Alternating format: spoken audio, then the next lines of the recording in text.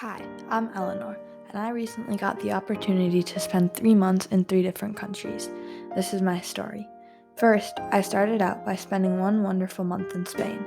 Next, I went to Canada. And last but not least, I spent a month in India.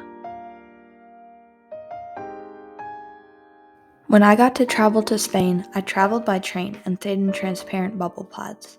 I learned that it is a pretty small country, just 5.14% of the US in land area, with a total population of 49 million people. It has an expected doubling time of 538 years, which is the 186th lowest amount of time in the world.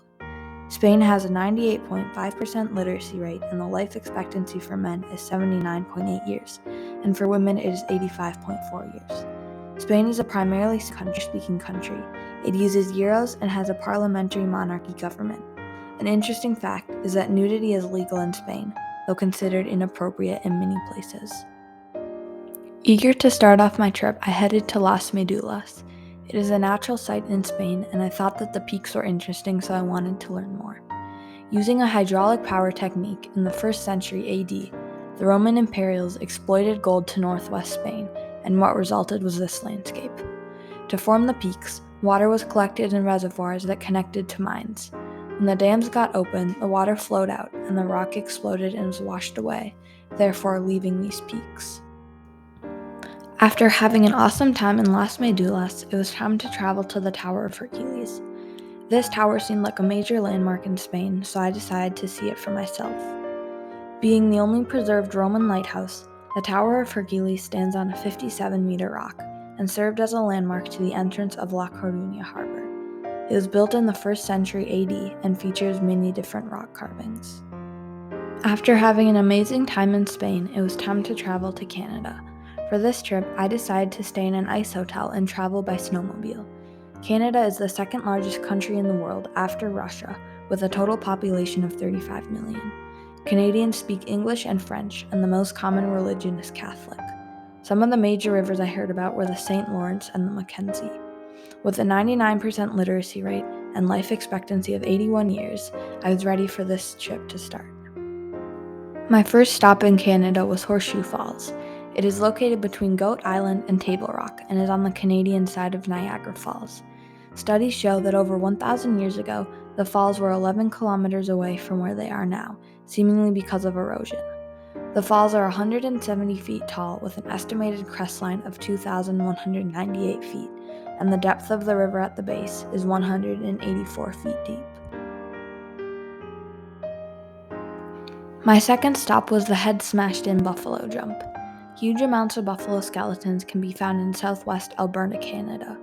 Because of the communal hunting techniques that were used thousands of years ago, the buffalo were chased over a very steep rock or cliff and were then stampeded, therefore giving the site its name.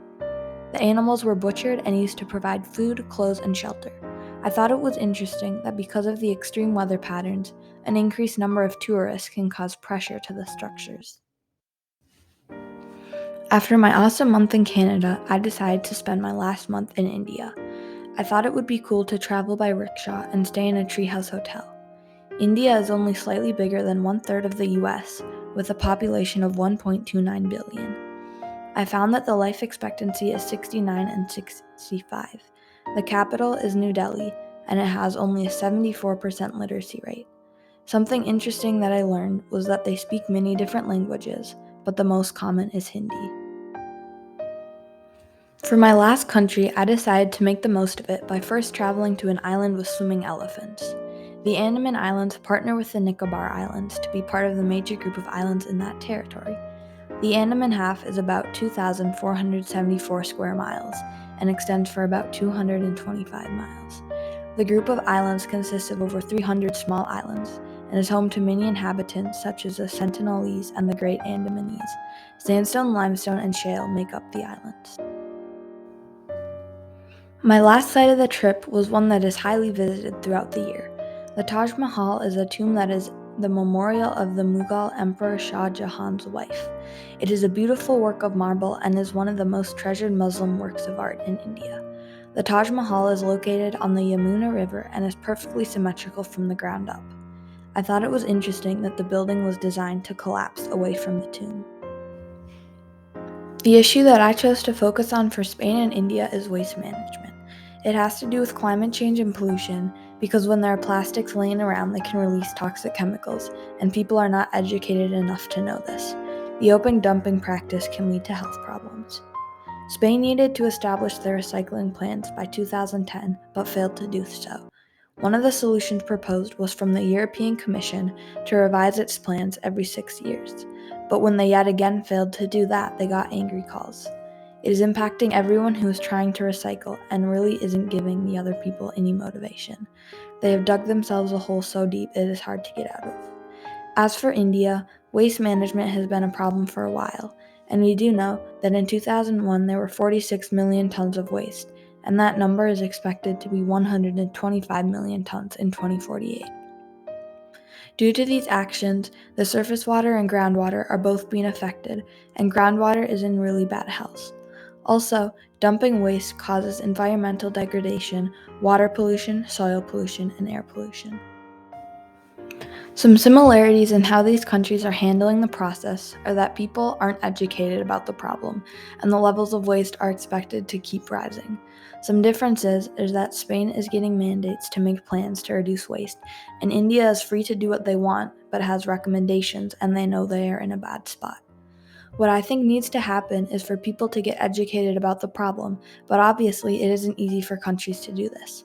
I think Spain is going to be best able to address the issues because they are a wealthier country and have access to more resources, whereas India is struggling to get access to clean water. I am really grateful that I got the opportunity to travel to these countries. I learned a lot about different cultures and I am excited to share this information with others.